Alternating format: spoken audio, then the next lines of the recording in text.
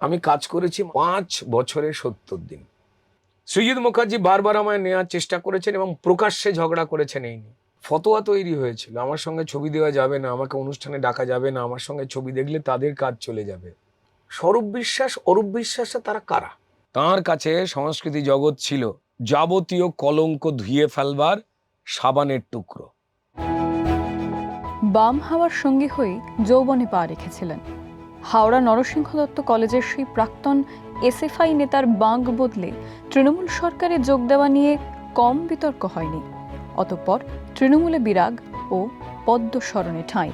সকলের প্রিয় রুডি নাকি গায়ে বিজেপি দাগ লাগার পর থেকেই টলি পাড়ার কোণঠাসা। সেই দাগকে অবশ্য তিনি সগর্বে মাথায় তিলকের মতো ধারণও করেছেন। অভিনেতা থেকে পুরোদস্তুর রাজনীতিক হয়ে উঠলেন। হারলেও লড়াইয়ের মাঠ ছাড়েননি। জয় এসেছে, আর বিজয়ীর আত্মবিশ্বাস নিয়ে রুদ্রনীল এলেন আনন্দবাজার.com-এর স্টুডিওয়ে। অনেক অভিনন্দন আপনাকে। আর কে কে আপনাকে অভিনন্দন জানালেন এই কদিনে? অনেক মানুষই জানিয়েছেন, যাদের সঙ্গে ব্যক্তিগত যোগাযোগ নেই তারা জানিয়েছেন, যাদের সঙ্গে ব্যক্তিগত যোগাযোগ, চেনা পরিচিতি ছিল তারা জানিয়েছেন, যাদের সঙ্গে ব্যক্তিগত পরিচিতি ছিল কিন্তু যারা কোনো কারণে একটু বেশি ব্যস্ত হয়ে পড়েছিলেন এবং আমার সঙ্গে যোগাযোগ রাখছিলেন না তারাও জানিয়েছেন। সবাই জানিয়েছেন। এখন আপনি বিশ্বাস করছেন আস্তে আস্তে সবটা আবার বদলানো যাবে, সত্যি সত্যি আবার আগের মতো সম্পর্কগুলো হবে বলে মনে করছেন? যে সরকার পশ্চিমবঙ্গে এতদিন ধরে 15 বছর ধরে সর্বনাশের রাস্তাতে প্রাসাদ বানালো অন্যায়ের, মানুষ তাদের তো বিদায় জানিয়েছেন। তো ফলে একটা বদল হয়েছে এবং তারপর এই লক হয়ে থাকা গেটগুলো, যা আমাদের সংবিধান বলে, যা আমাদের নিয়ম বলে, কানুন বলে, আইন বলে, সেই অনুযায়ী খুব স্মুথলি এটা রান করবে ধীরে ধীরে। পাহাড় প্রমাণ জমে থাকা না করা কাজ, তার উপর ধুলো মাটি পড়ে গাছপালা গজিয়ে গেছে, সেগুলোকে কেটে তারপর তো এই কাজগুলো করতে হবে। এটা মানুষ জানেন যে চুটকিতেই এক্ষুনি ম্যাজিকের মতো করে দেওয়াটা সম্ভব নয়, ধীরে ধীরে হবে। তারা বিশ্বাসী বদলটা হয়েছে, বাকি বদলটা কঠিন পরিশ্রমের। বুথ স্তরের যে কর্মীরা রয়েছেন তারাও এলাকা ভিত্তিক রিপোর্ট দেবেন, তাদের সহযোগিতা করবেন, যারা বিশ্বাস করে ভরসা করে অন্য কাউকে নয় ভারতীয় জনতা পার্টিকেই সরকার গড়বার সুযোগ দিলেন এবং শ্যামাপ্রসাদের বাংলায় পদ্মফুলের চাদর বিছিয়ে দিলেন। এই একটা বদল। দ্বিতীয় বদল সম্পর্কে বদল আসবে। টালিগঞ্জের ব্যান কালচার নিয়ে আগেও আপনি বলেছেন, যথেষ্ট সরব থেকেছেন, এবং শুধু আপনি কেন বলবো, মানে যথেষ্ট চর্চিত গত কয়েক বছরে। এই ৪ঠা মের পরে টালিগঞ্জের কারা কারা আপনার সঙ্গে যোগাযোগ করলেন এবং আপনার পাশে থাকলেন, বা কারা থাকলেন না? যোগাযোগ তো সবাই করেছেন। সবাই করেছেন? রাজ চক্রবর্তী করেছেন? সবাই, আচ্ছা, এভরিবডি। অভিনন্দন জানিয়েছেন রাজ চক্রবর্তী? অবশ্যই, আচ্ছা, সবাই। সেটা রাজ হোক, দেব হোক, অঙ্কুশ হোক, সোহম হোক, তারা সবাই অভিনন্দন জানিয়েছে, কারণ তারা আমাকে চেনেন এবং জানেন। আগেও তো জানতেন, মানে মাঝেও তো জানতেন। এবার প্রশ্নটা ওইদিকে চলে যাবে যে তারা কি নিজেদের জানতেন না সেখানে একটু ফাঁক ছিল, সে প্রশ্নের উত্তর তারা দেবেন। আমায় তারা জানতেন, বোমবাদা থেকে শুরু করে ঋতুপর্ণা সেনগুপ্ত, বাকি জিৎ, যিশু, বাকি আমার অন্যান্য বন্ধুরা। আগের পরিবর্তনের হাওয়ায় অনেক বন্ধু বিচ্ছেদ ঘটেছিল, আপনিই বলছেন ভিতর থেকে ঘটেনি। তারা কি কেউ কখনো বলেছেন ভিতর থেকে ঘটেনি? না, আসলে সেই সাহসটা না সবার সমান থাকে না। আমি কাউকে আঙুল তুলে দোষী বলে দাগিয়ে দিতে চাই না, তাদের সেই সাহসটা ছিল না। স্বাচ্ছন্দ্যের যে ঘেরাটোপ, তার মধ্যে একটা অদ্ভুত নেশা থাকে, আরামের নেশা, ভয়, এগুলো থাকে। এগুলোকে সবাই তো জয় করতে পারেন না। সেই জন্যই তো ইতিহাস বইতে বিপ্লবীদের যে নাম, সেই পাতাগুলো সংখ্যায় কম।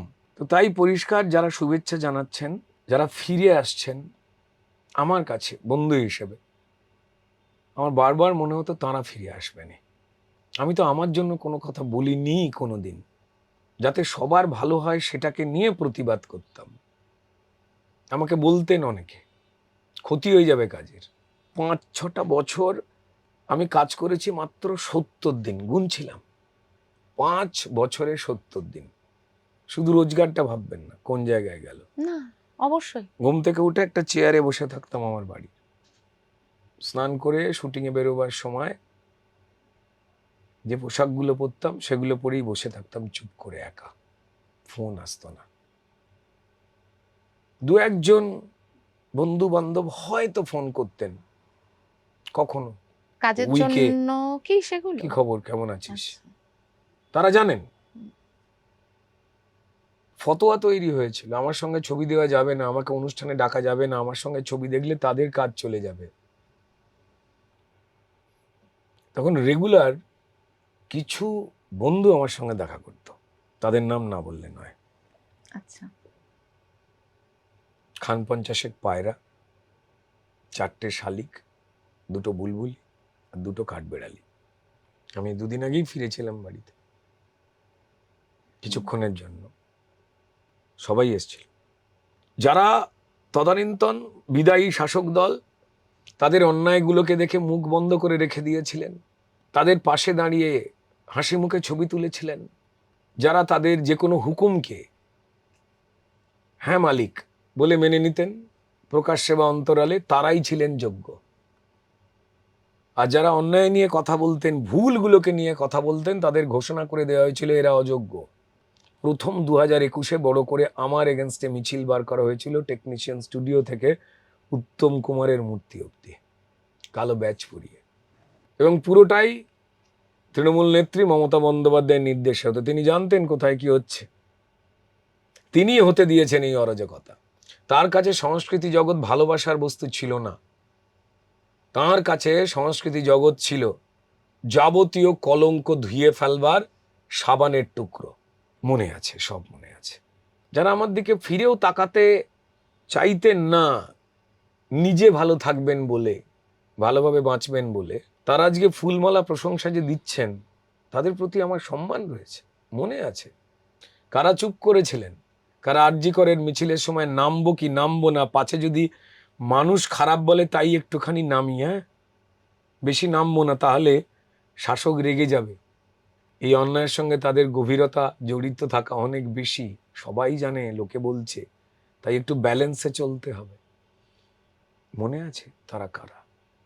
কোনো প্রতিহিংসা, কোনো দুর্ব্যবহার তাদের প্রতি, সেই শিক্ষা ভারতীয় জনতা পার্টি একজন সাধারণ কর্মী আমাকে বা আমাদের কাউকে দেয়নি।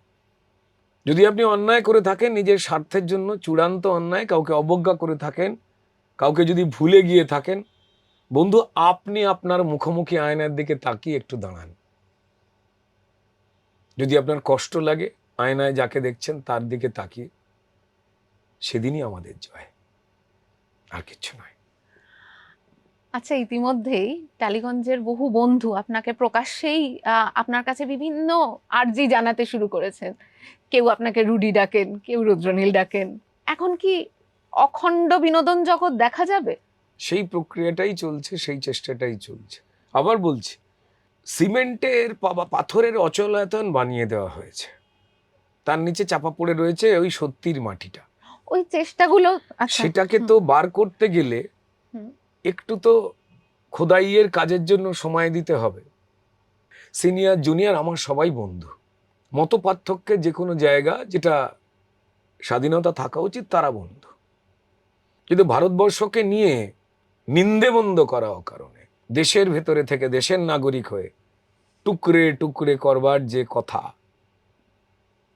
কাশ্মীর মাঙ্গে আজাদির যে অসভ্যতার বহিঃপ্রকাশ করানো যে স্লোগান, সেগুলোর বোধহয় নিজেদের মুখোমুখি দাঁড়িয়ে জিজ্ঞাসা করবার সময় মানুষই তুলে দিয়েছে এই ফলাফলে। দেশ সেটার অকারণ বিরোধিতা কোনো করা নয়। পেহেলগাঁওতে শাঁখা সিঁদুর বেছে বেছে মারা হলো আমার দেশের মানুষকে। পাকিস্তান পার্লামেন্ট থেকে বলল তারা কিভাবে ভারতবর্ষের মানুষের ক্ষতি করেছেন আর করে যাচ্ছেন।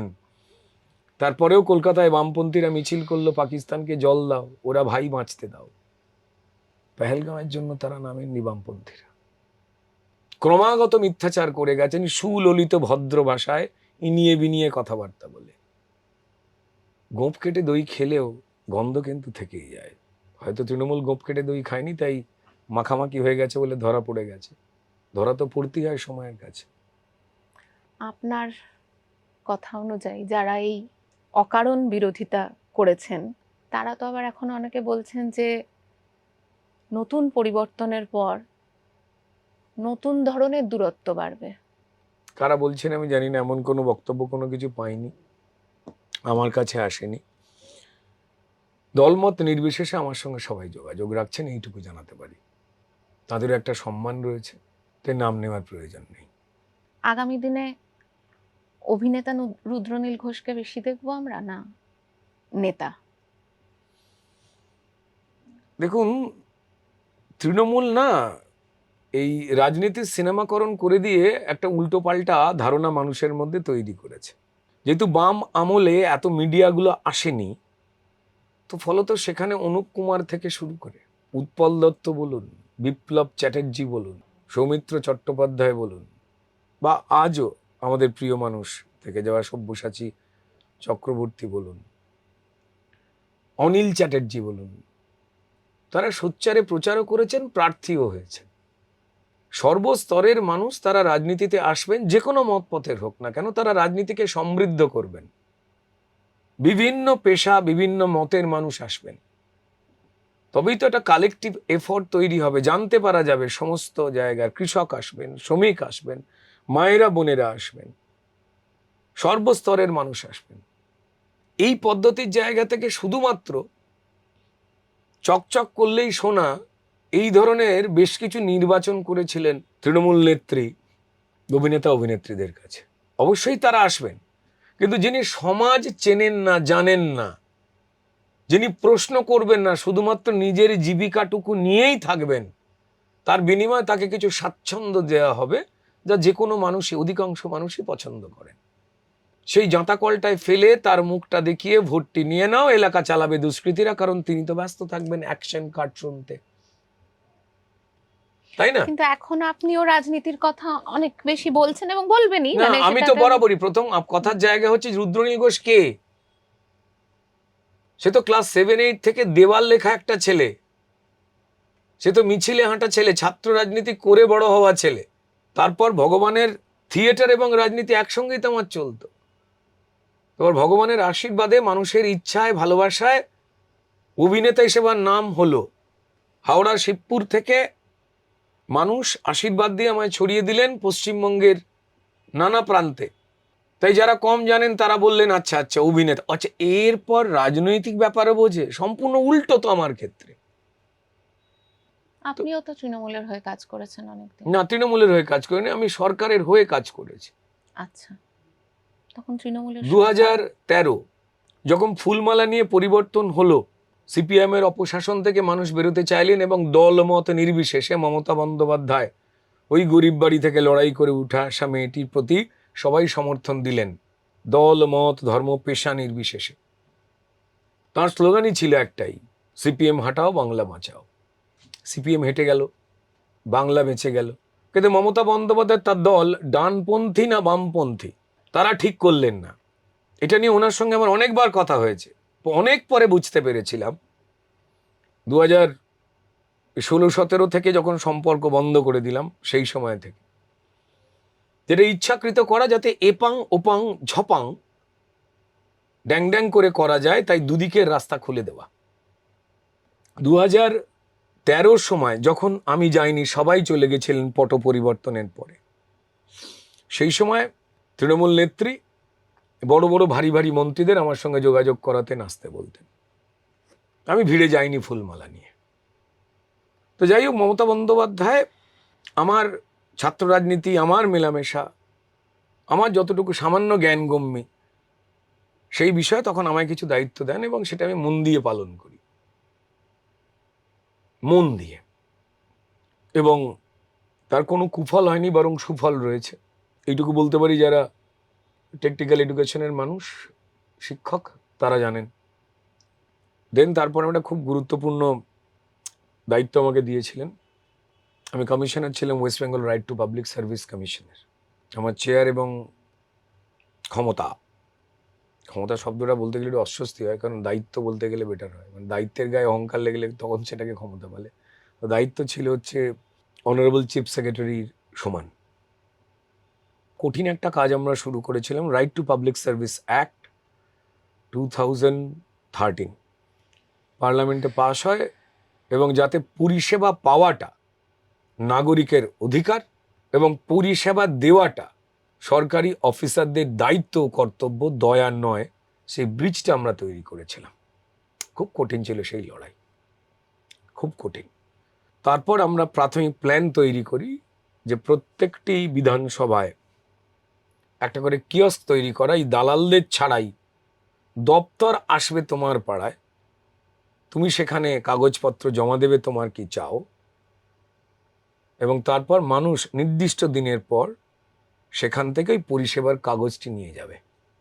এই ফাইল আমরা তৈরি করে সরকারে জমা দিই। যখন আমি সরে আসি তখন জানতে পারি এমন একটি প্রকল্প এসেছে যার নাম দুয়ারে সরকার। আমি বেশি কিছু জানি না, যতটুকু জানি, যতটুকু জানতে পারি, যারা জানেন তাদের সঙ্গে আলোচনা করি। আমি না, আমার মতো এরকম প্রচুর মানুষ রয়েছেন। এই মাটিটাকে তো আমরা খুব ভালোবাসি। একটু যদি ভালোটাকে নিয়ে সবাই একসঙ্গে কাজ করতে পারি, যে অবক্ষয়, যে অন্ধকার তৈরি হয়েছে, আমি আমার মুসলমান ভাইদের বলবো যে পরিষ্কার ভাবুন। আমার 30-40% বন্ধু এখনো পর্যন্ত মুসলমান সম্প্রদায়ের মানুষ। আমি হাত বাড়াতে বলছি তাদের ভবিষ্যতের কথা ভেবে। ডাক্তার, ইঞ্জিনিয়ার, সরকারি কর্মচারী, তাদেরও হতে হবে। ভারতীয় জনতা পার্টি বারবার বার্তা দিয়েছেন। আমাদের সম্মানীয় সভাপতি শ্রমিক ভট্টাচার্য বলেছেন, তৃণমূল তোমাদের হাতে বোম, বন্দুক, ছুরি, পিস্তল ধরিয়ে দিয়েছে, এটা তোমাদের প্রাপ্তি নয়। ওই হাতে আমরা চাই পেন, খাতা তুলে দিতে। আজকে স্বরূপ বিশ্বাস হাতটা বাড়িয়ে দিলে একইভাবে ধরবেন? স্বরূপ বিশ্বাস, অরূপ বিশ্বাসে তারা কারা? আপনি বলুন কারা। কেউই নয়, পুতুল। তারাও নির্দেশ পুতুল। মমতা বন্দ্যোপাধ্যায়ের, চালাবেন সেই নির্দেশ মতো তারা। একের পর এক স্ট্রাইক করে ইন্ডাস্ট্রি যখন এরা বন্ধ করছে, একবারও দেখেছেন মমতা বন্দ্যোপাধ্যায় দেনান্দার বলেছেন তুলে দাও? তিনি মুখে বলতেন পাস্ট টেন্স। ক্ষতি তিনি করেছেন। এরা তো কয়েকজন টুল মাত্র। কেউ গান গেয়েছেন, পাঁচালি গেয়েছেন। আমি বলবো যে সমালোচনা অবশ্যই করুন, কিন্তু একটুখানি এটাও জানতে হবে, যদি তিনি বা তারা এটা না করেন তাহলে তাদের পরিবার, জীবন জীবিকা শেষ। রুদ্রনীল ঘোষ বা আমাদের মতো কয়েকজন যে যন্ত্রণা ভোগ করেছে, তার দিকে আপনারা যেমন তাকিয়ে দেখে সম্মান আর ভালোবাসা দিয়েছেন, ঠিক তেমনই এমন কিছু কাহিনী থাকে যেগুলো হয়তো বলা যায় না। আমি বহু পরিচালককে জানি যারা আমায় নিতে পারেননি, আপনি তাদের বললেন। শুটিং বন্ধ করে দেয়। আমি কৃতজ্ঞ তাদের ওপরে। সৃজিত মুখার্জি বারবার আমায় নেওয়ার চেষ্টা করেছেন এবং প্রকাশ্যে ঝগড়া করেছেন এই নিয়ে, আমি তাকে ধন্যবাদ জানাবো। হ্যাঁ, ইন্দ্রদীপ দাশগুপ্ত গৃহপ্রবেশ সিনেমায় বাধা নিষেধ সমস্ত কিছুর বাইরে গিয়ে আমায় নিয়েছেন, তিনি এবং তার প্রযোজক সমীরণ, দুজনকে ধন্যবাদ জানাবো। আমি অশোক ধানুকা এবং পরমব্রতকে ধন্যবাদ জানাবো হাওয়া বদল 2, মানে আবার হাওয়া বদলের জন্য আমায় নেওয়ার জন্য। গণশত্রু, যা অত্যন্ত প্রশংসিত, আমি পাউলিরা, সেই কাজে যাতে আমাকে না নেওয়া হয় বলা হয়েছিল। কে বলেছিল? কারা বলতে পারে যে নেওয়া যাবে না? আবার বলছি, যারা অন্যায়কে সাপোর্ট করে গেছেন অকারণে, তাদের চিনলেও শুধু বলবো যে আপনার থেকে আমি কৈফিয়ত চাইবো না। আপনার বাড়িতে একটা আয়না আছে, একটু সেখানে দাঁড়ান, আয়নায় যাকে দেখতে পাবেন তাকে জিজ্ঞাসা করুন। বিজেপি সরকার কি এতটা ইনভলভড হতে চায় আদৌ এই সংস্কৃতি জগতে? মানে তাদের উন্নয়নের জন্য হতে চায় কিনা সেটা জিজ্ঞেস করছি না। একটা তো কন্ট্রোল ছিল আগের সরকারের, এতটা কি হতে চায় আদৌ? গত কয়েক বছর দেখে কিন্তু সভ্যতাকে বিচার করলে হবে না। আমিও করছি না। এটা আমাদের একটা হ্যাংওভার, তৈরি করে দেওয়া হয়েছে 15 বছরে। 140টা সিনেমা হতো, তার জায়গায় 30টা সিনেমায় নামিয়ে আনা হয়েছে। রোজগার গেছে, ভালো ছবি তৈরি হয়নি। কদিন আগেই আপনারা খবর পেয়েছেন যে সিনেমার অভাবে স্টার থিয়েটার হল, সিনেমা হল এবং পিয়া সিনেমা হল বন্ধ। কড়া কড়া নিয়ম, যে নিয়ম সিনেমার পক্ষে নয়, সভ্যতার পক্ষে নয়, রোজগারের পক্ষে নয়। এই নিয়মগুলো তো পাল্টাতে হবে। এইগুলো তো নিয়ম নয়। আপনার ঘরেতে একটা ভাল্লুক ঢুকে বসে রয়েছে, তার তো জঙ্গলে থাকবার কথা, তাই না? চলে যাবে ভাল্লুক। আপনার নতুন একটা ছবি আসছে, তার নাম নিয়ে বেশ একটা উত্তেজনা দেখা যাচ্ছে চারদিকে, কারণ খুব গুরুত্বপূর্ণ সময় হাওয়া বদলের ট্রেলার দেখা যাচ্ছে। এর মধ্যে কি কোনো রাজনৈতিক হাওয়া বদলের গল্প আছে? না না না, একদমই না। আমি বললাম যে এই 5-6 বছরের মধ্যে আমি কাজ করেছি বছরে 365 দিন করে থাকলে মাত্র 70 দিন এই 5 বছরে। তার মধ্যে অশোক ধানুকাজি এবং হিমাংশু ধানুকার, তাদের এই সিনেমা এসকে মুভিজের এবং পরমব্রতর ডিরেকশন ছিল। প্রথম ফ্র্যাঞ্চাইজি আমি আর পরমব্রতই ছিলাম। হাওয়া বদল যার নাম ছিল এবং অসম্ভব প্রশংসা পেয়েছিল। এবং ঠিক তার 12 বছর পর এই সিনেমা 2023, আমি যদি খুব ভুল না করি, আগস্ট মাসে শুটিং হয়েছিল লন্ডনে। এবং সিনেমাটা রিলিজ করবার প্ল্যান হয়েছিল নানান বাধা বিপত্তি কাটিয়ে ডিসেম্বরে, গেল ডিসেম্বরে। আমি আছি, ফলত সিনেমা তো রিলিজ করা যাবে না। এবং তখন একটা প্ল্যান হয়েছিল যে ইলেকশনটা মিটে গেলে তাহলে আমরা রিলিজ করবো। কারণ ইলেকশন মিটে গেলে কি হয়, ইলেকশন সময় একটা অস্থিরতা থাকে অবশ্যই, সবকিছু। হ্যাঁ। তো এবার মজাটা হচ্ছে যে ফলাফল, হুম, আমি এবং পরমব্রত হুম, এবং তারপর পালাবদল এবং সিনেমার নাম হাওয়া হাওয়া বদল, বদল। এটা একটা অন্য আগ্রহ তৈরি করছে। তো যাই হোক, আমি শুধু গল্পের ক্ষেত্রে এটাই বলবো যে দারুণ গল্প, বন্ধুত্ব নিয়ে মেজাজটা ওই থাকবে যে হাসি দিয়ে শুরু হয়ে হঠাৎ করে চোখের জলে ভিজে যাবে, ঠিক যেমন হাওয়া বদলের সময় হয়েছিল। সম্ভবত 12ই জুন, জুন মাসেই রিলিজ করছে। সবকিছুর জন্য আপনাকে শুভেচ্ছা এবং অনেক ধন্যবাদ আমাদের সঙ্গে কথা বলার জন্য এবং এত ব্যস্ততার শুরুর মাঝখানে এসে আমাদেরকে সময় দেওয়ার জন্য। সবাইকে ধন্যবাদ।